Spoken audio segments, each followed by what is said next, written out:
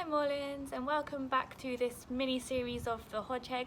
Today I'm going to be reading chapter 5, so I hope you enjoy. It's pretty windy today. Ooh.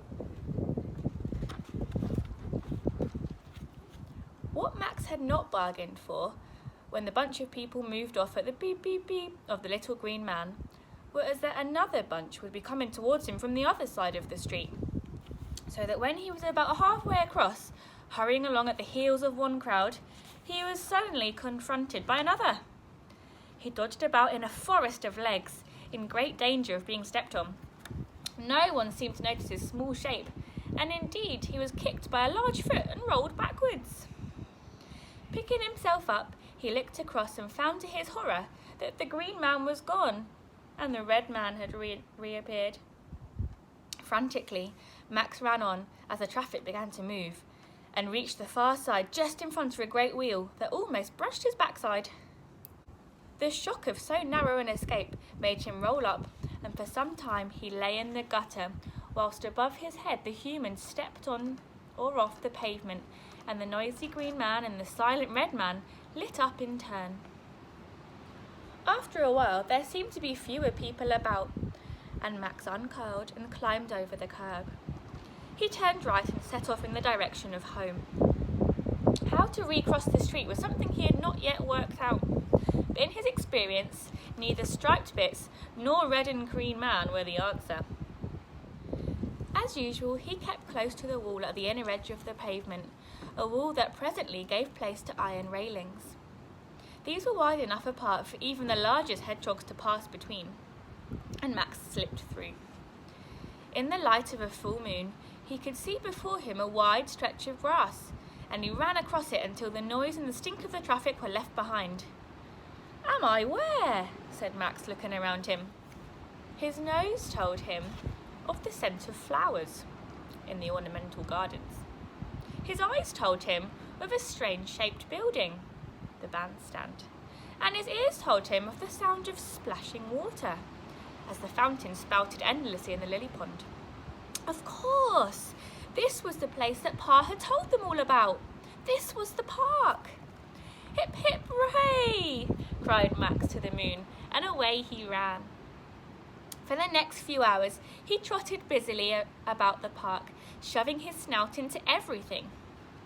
Like most children, he was not only nosy, but noisy too, and at the sound of his coming the mice scuttled under the bandstand, the snakes slid away from the ornamental gardens, and the frogs plopped into the safe depths of the lily pond.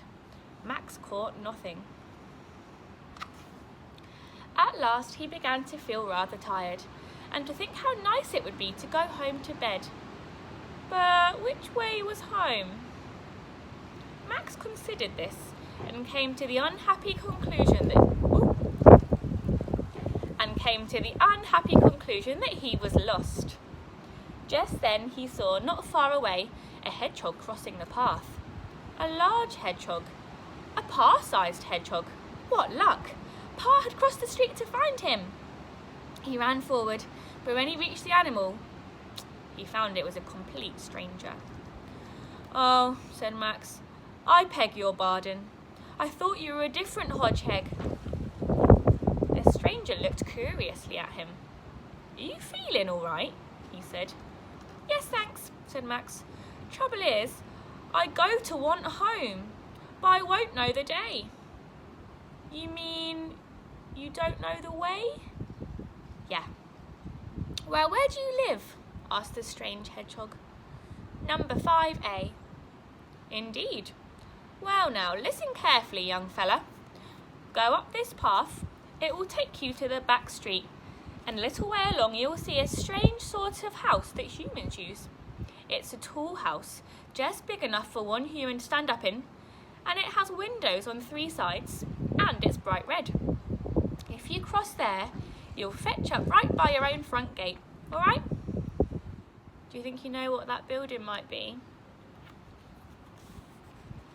Did you get it right?" "K.O.," said Max, "and thanks." As soon as he was through the red railings, he saw the red tall house. He trotted up close to it. It was lit up, and and sure enough, there was a human inside. He was holding something to his ear, and Max could see that his lips were moving. How odd, thought Max, moving very close now. He's standing in there, talking to himself. At that instant, the man put down the receiver and pushed open the door of the telephone booth, a door designed to clear the pavement by about an inch. A perfect height for giving an inquisitive young hedgehog, for the second time in his short life, a tremendous bang on the head. Oh, poor Max. That's the second bang to his head. We'll have to see in chapter 6 tomorrow what happens next. Thank you very much for listening, and I will see you guys tomorrow. Bye.